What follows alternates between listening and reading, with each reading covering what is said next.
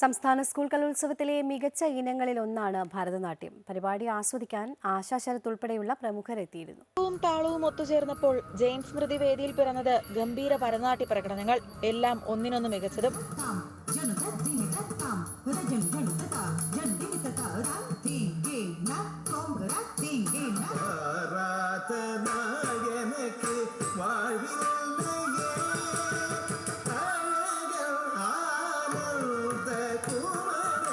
വേദി 4-ലുണ്ടായിരുന്നതോ വൻ ജനാവലിയും. സിനിമാ താരം നിഖില വിമൽ, നർത്തകി ആശാ ശരത്, മകൾ ഉത്തരാ ശരത് എന്നിവരൊക്കെ ഭരതനാട്യം ആസ്വദിക്കാനെത്തിയിരുന്നു. എല്ലാ മത്സരാർത്ഥികളും മികച്ച നിലവാരമാണ് കാഴ്ചവെച്ചതെന്ന് ആശാ ശരത് പറഞ്ഞു.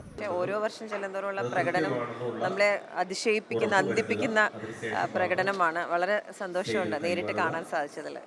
മത്സരാർത്ഥികളെക്കാൾ ആശങ്ക രക്ഷിതാക്കൾക്കായിരുന്നു.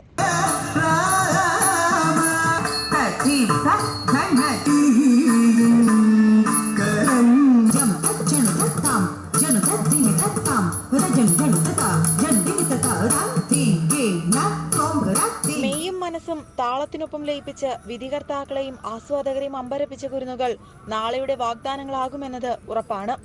അമൃത ന്യൂസ്, കൊല്ലം.